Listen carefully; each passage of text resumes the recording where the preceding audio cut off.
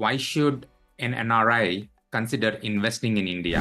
Real estate in the 10-year horizon will always make more money than any real estate investment done across globally.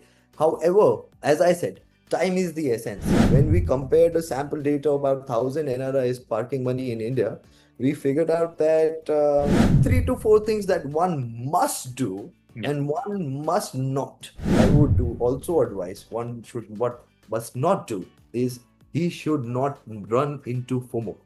So if this is like a small framework that Yeah. we made to for anyone to buy real estate, but it's not the airport that Gurgaon offers. Gurgaon offers you lifestyle upgrades. Having the leverage and having the right strategy to enter gives you such a big sword.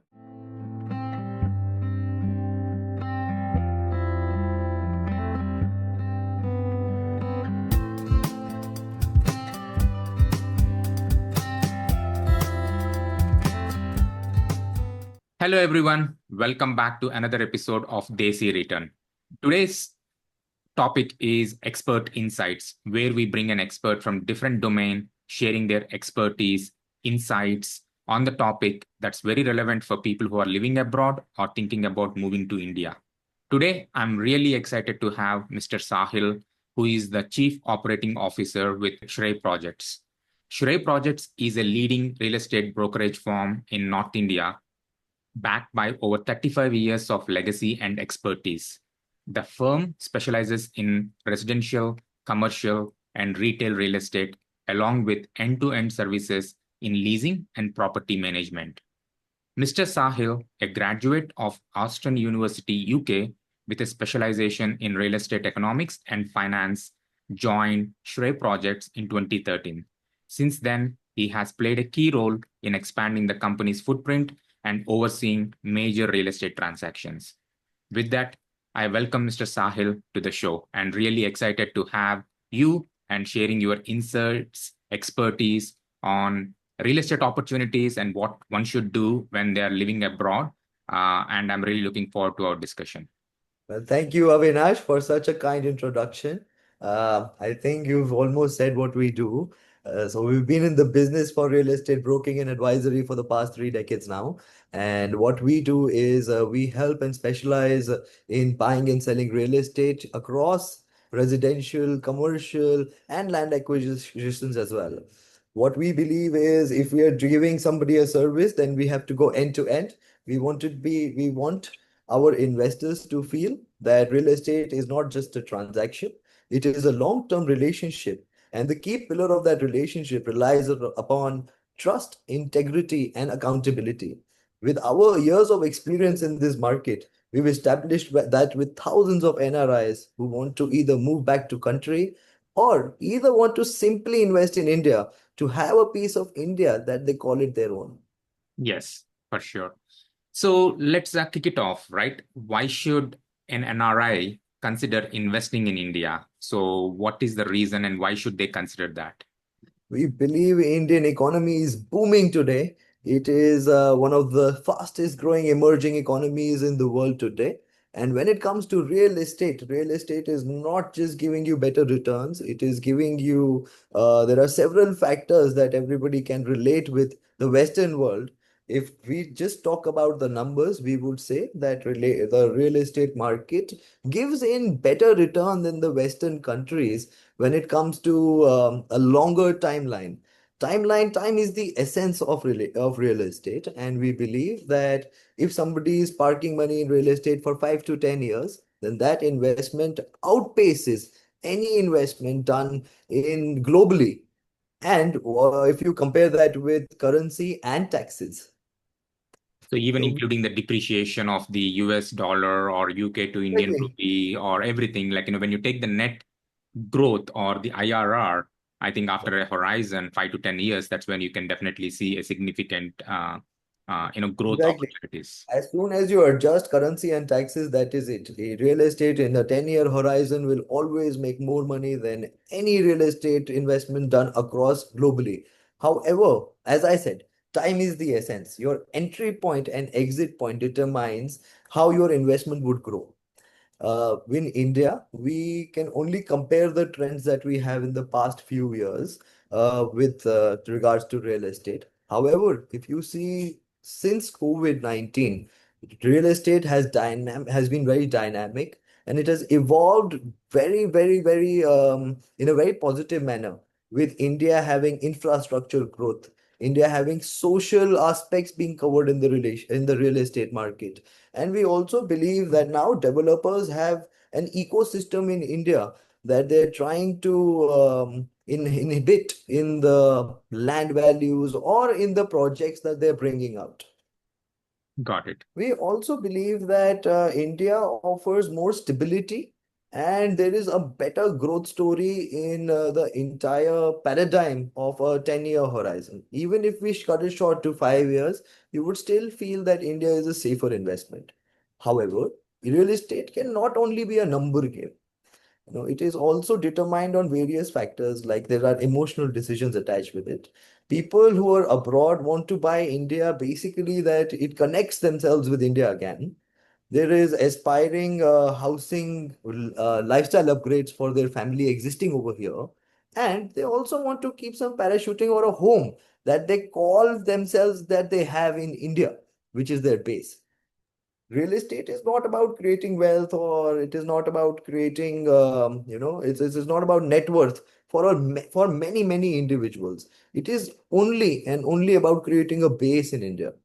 Yeah. How we figured that out is when we compared the sample data of about 1,000 NRIs parking money in India.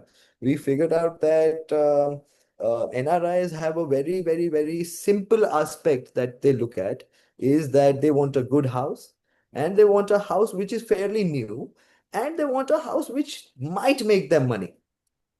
As real estate is not like stock market that you keep buying and selling, so you Yeah. hold on to the property. There's some with having practical decisions, it holds a very big emotional value in anybody's heart. Yeah. So making that decision and helping that secure that real estate is what we specialize in. uh, Also, I feel India as a growth story in the government intervention today since 2014 has been super positive. We have not only brought Class A developers, but we brought Class A companies who are investing in India to build the infra that India needs. Not only special economic zones such as Gift City, but we've seen and witnessed growth across pan India. And what is fueling that demand today is not money coming from abroad. It is India's middle class that is fueling that economy, bringing that consumption, and giving a lifestyle upgrade to India. It's a globally connected world today. And everybody sees what's happening in America. Everybody sees what's happening in Russia, what's happening in Dubai. And developers also see that. So these developers are now started to replicate these lifestyle upgrades in their buildings, not just to make a home with a tower, or not just to give them some land where they can build their own home, but to give them an ecosystem in which they call themselves to be living in a community. Yeah. This is what is India. Why is India being so lucrative as an investment option today? We used to see Petronas Twin Towers for many years in Malaysia to be one of the top-notch Class A office buildings and buildings to have, to have a social hub over there. However, now that is changing. Yeah. India's skyline is changing. We are seeing not just infrastructure, but we are seeing a blend of urbanization, urban landscape coming across not just tier one cities, but in tier two cities too. Earlier, we used to see Mumbai being very advanced and having good buildings, good infrastructure. But as soon as you get out of Mumbai, everything becomes horizontal again. Now Yeah. that's not the case. We have Pune. Pune has got out to be a market which is which has shown tremendous amount of return. I do believe that Delhi NCR has surpassed all that in the past 6 years. But having invested in India anywhere today, would have made anybody returns if he would have invested in the past 5 to 10 years. And the growth story doesn't stop here. Our government has big plans for India. All the new infra projects that are being laid out to minimize, not just provide an airport anymore. We have airports, you know.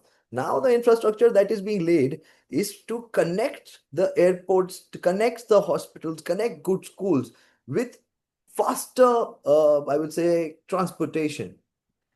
Having 8 lanes highways is not just to boast about having an 8 lane highway. Yeah. It is to bring in the luxury of traveling to any place within the fastest hour, Yeah. is what our government says. With that having said, it drives real estate with rocket fuel. We are at 99 high octane petrol these days with real estate as new developments are coming in. We only used to see earlier that there was a small community being built and there were three towers, maybe five, maybe 10. Yeah. And that is it, having a swimming pool. This is not just it. Now, what people are going forward is with integrated cities. Things have changed dramatically in a very positive way since COVID, right? I think, as you rightly said, it's the emotional connect, not only that, but also the returns. I think it makes a strong case why someone should seriously consider about investing in India. And it's in a right trajectory where it's in a growth phase. So with that said, so if someone is looking at investing or if they have plans to move back and then they wanted to purchase a real estate, right, where they want to live or they want to invest, what are the things that they should consider, based on like time horizon or the area or how should they go about evaluating? So anything that you can share from your experience, what are the things that they should consider before investing or purchasing a property in India? There are various do's and don'ts that you should consider before buying a property in India. No, we won't. There's a plethora of things that one has to consider because real estate is a heavy investment into somebody's life. It can transform or give you a lot of stress in your life too. So we would recommend 3 to 4 things that one must do Yeah. and one must not, right, for this. So with the do's part, we would say that should have access to having trusted representatives in the country. Let's say you're investing in India, you must have a trusted representative that you have. You must then only park your money with very, very trusted developers. Like you must have DLF as a name, it's India's biggest Yeah. developer. And there are certain local developers in every region that have a very good name that you can park your money with. Also, I believe that you should factor in your timing. Timing is essence. Currency and taxation play a key role in what you should do in having real estate as your investment strategy. You must also have a very, very brief idea of the RERA certificate. RERA certificate is like one compliance that gives you access to majorly every document that you might have to look at. It gives you access to building plans. It gives you access to how your flat would look at, site layouts. It would give you access to what company is investing, what's the name of the project. It might even give you the draft copy of a builder buyer agreement that you may read before investing. So you would actually know what you're getting into before even talking to the developer. Yeah. And also, I think you have to have a precise vision and a precise intent of how you want to go about it. You have to define your intent and then go about investing in real estate. Real estate is not about investing, it's not impulsive. It should not be impulsive. So when it comes to must nots, I would say that don't buy purely on emotion. It has to be a practical decision. You have to weigh down all your cards, and you have to have all your research in play. Yeah. Also, I would say you should never, may may it be your cousin brother building it in America, in India, but I believe that you must check legal documentation. In our country, we have a notion of that real estate is not a trusted business. However, real estate is a very trusted business if you actually read the document and not just hear the sale talk. In a sale talk, you only get to know the good part of the society. However, the legal documents tell you the real picture. In As developers sell phase wise in India, so you only see singular towers coming up in singular phases. However, when you look at the legal documentation, you exactly get to know how many towers will come, how many flats would be there, what kind of society you'll be getting into, what kind of ecosystem is the developer trying to build. And then you have digital access to everything. You have digital access to the exact 3D lookout. You have digital access to the exact flat renders. You have digital access to people sitting out here in India who can manage it for you. And what I would do also advise one should what must not do is he should not run into FOMO. If somebody is getting driven by FOMO, I would advise them not to buy real estate at that time. Hang on, do some more research, and then get into real estate investing. Real estate investing in India is deeply personal. But if it becomes very progressive, if one looks at how prepared you are before investing, the more prepared you are, the more peace of mind you'll have, Yeah. is what we believe. Yeah. No, completely echo that. I think, there has been a lot of FOMO in the last few years where people were rushing to purchase things. And I think the key takeaway from your conversation is having that trusted partner that can guide you and help you, especially the due diligence that you have to do before signing that Exactly. document, right? Yeah. That is the key You thing. have to know what you're looking at. You have to know what you're reading. It's not just the sale talk. You have to know exactly what you're getting into before putting your money down. All Got your questions can get answered. Nobody's trying to hide anything in the real estate industry. The only important thing to do is you have to ask the right questions. Yes. So continuing along those lines, so how should one evaluate a trusted partner? Because the trusted partner plays a key role, can help them, guide them, bringing up the right questions and so on. So while they're evaluating and finding the right trusted partner to do the real estate transaction in India, what should they consider? What should they look at, and how should they evaluate and finalize it? If one is approaching to invest into India, as I said earlier, you have to define intent and you have to have timeline. You have to fix your intent. Okay, I want to buy a house today. But when do I need the house? How long can I wait to get the house? What are the pros and cons of buying right now? Or should I wait until if the time is going to get better? Forecasting the market is also important. So I feel one should define intent and then have timeline. If the intent is to come back, let's say maybe and move back in 2 years, you have to be very clear about it. Yeah. If the intent is just investing, then you have to be very clear about it. Your intent basically is the shapes up your strategy to invest. Going to buy property without having a strategy is very risky. We would always tell everyone to define intent and have a timeline first. As soon as you have that decided, then you need to exercise, you need to look at different financing options available. There are various financing options available in India, and it is very lucrative for an NRI to look at them. You can look at financing options in your country and then look at buying property out here. One must explore what access of to money they have today. Whether they have to determine a budget to buy real estate. Otherwise, you will be going all around the city trying to find the best spot for yourself. After that, we would definitely advise you to have a trusted partner. If you do not have a local guy out here, you might make mistakes in buying real estate. So if this is like a small framework that Yeah. we have that we made to for anyone to buy real estate.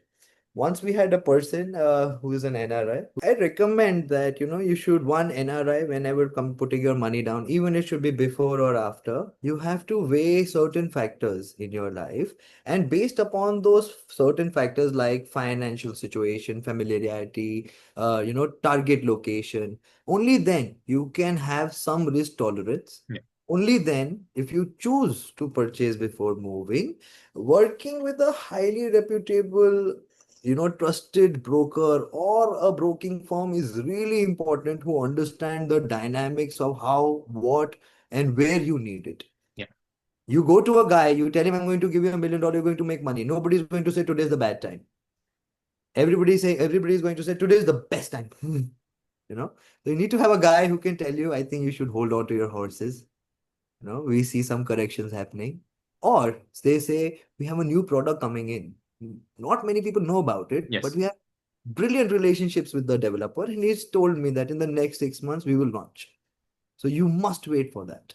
Yeah. So you have to have that kind of guy who gives you proper paperwork, inspections, insight. And that is when you win in real estate. Yes. Who wanted to move back to India because now they believe that they have to give their children Indian cultural values. And the best way to do it is for the children to stay with the cousins, stay with the family. So they had the aspiration to live with the family.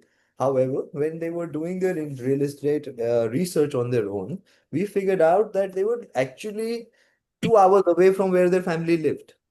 So even moving back to India and putting $1 million down to real estate wouldn't serve them the purpose, as the kids would not be able to meet their cousins. They would not be able to live with the family.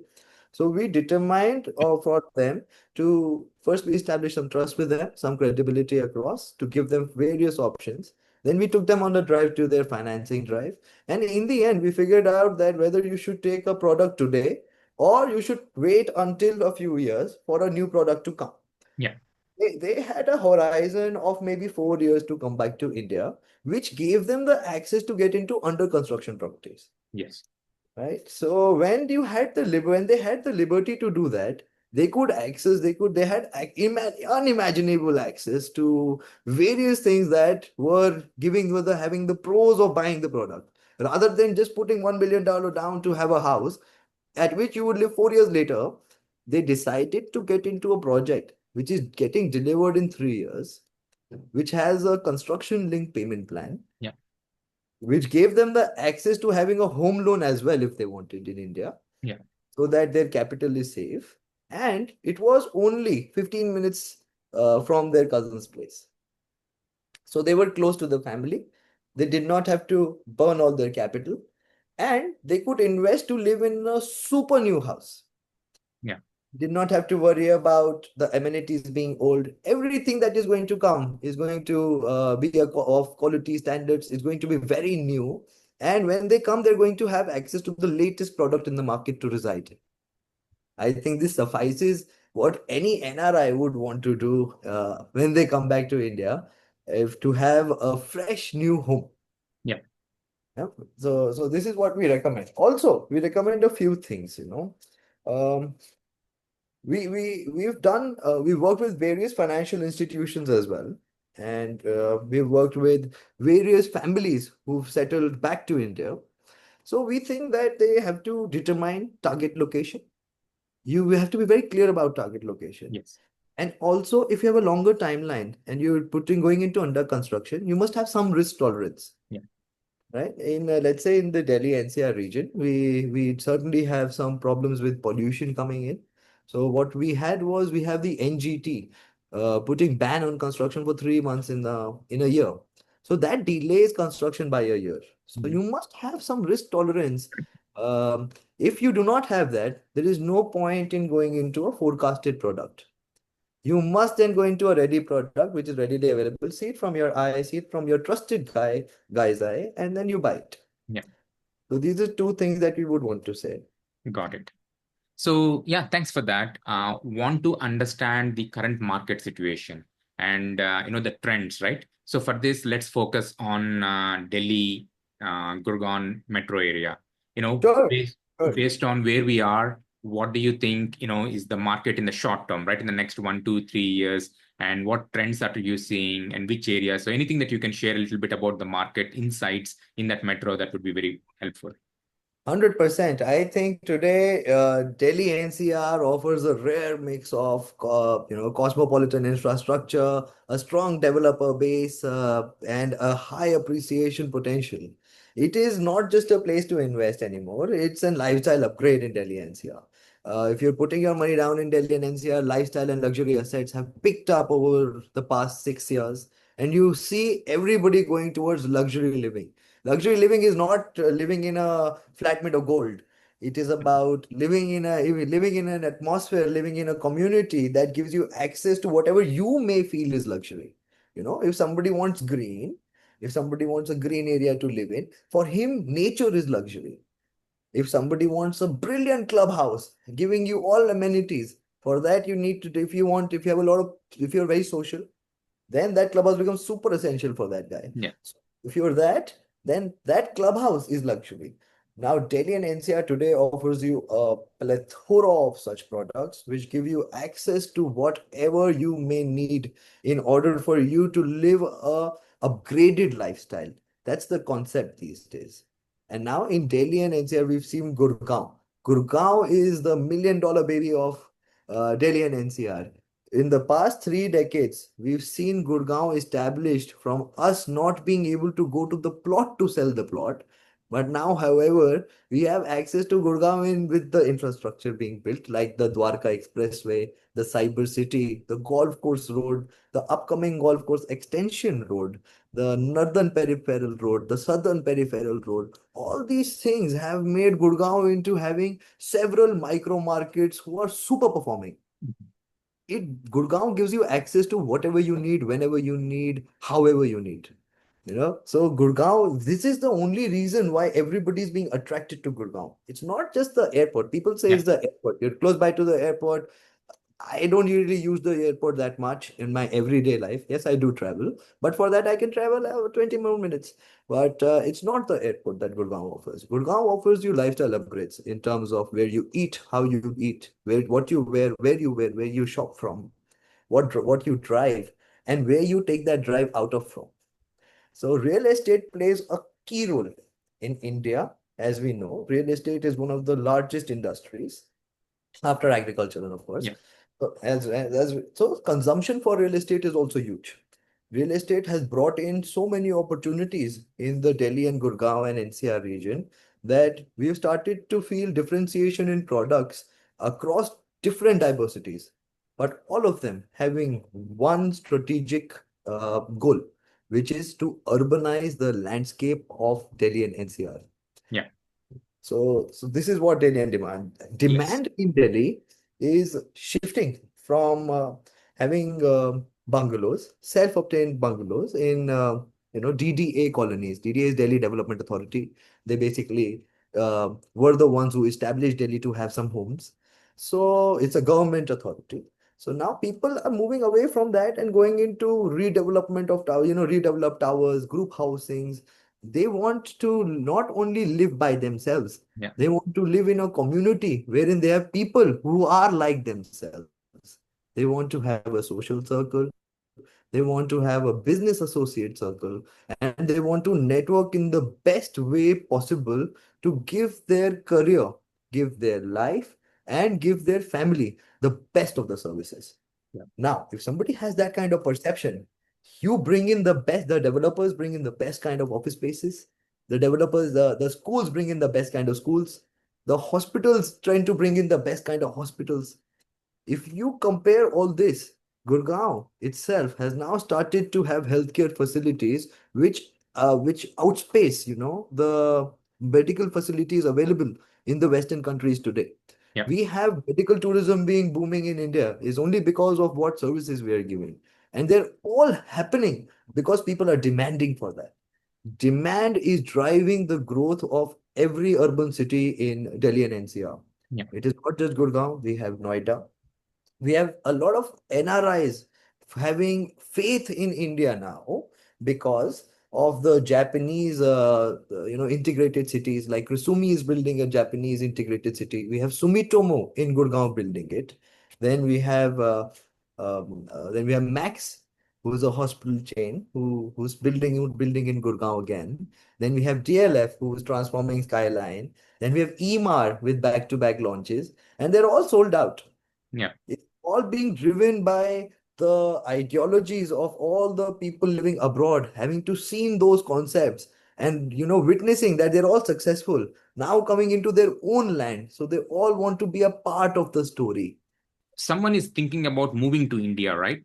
And it could be happening in a year or so. Like, does it make sense for them to purchase a house, before moving or after moving, because they don't know about the locality or what they like? Maybe they might have a preconception that they might like a villa versus an apartment. So, just curious, what's your advice or Okay. what's your insights on that? This again goes back to our first framework strategy, which is you have to define intent. Okay. Now there are benefits of moving, buying first, and benefits of buying later. So we'll go one by one. We'll go with the benefits of buying after you moved into India. So you get first-hand experience of what your neighborhood would be like. You don't have to imagine anything. It's right in front of you. You start living in it, and then you get to know whether it's comfortable for you or not. Then I think you understand the local market dynamics better once you are stationed out here. right? It also helps you build local connections. As I said, paperwork is very, very important. To have a trusted guy who's doing the workings for you, who's actually doing the market research for you, your trusted broking team, your accounting team, Yeah. your tax team, all these people, you build local connections once you're out here. So it gives you better access to them.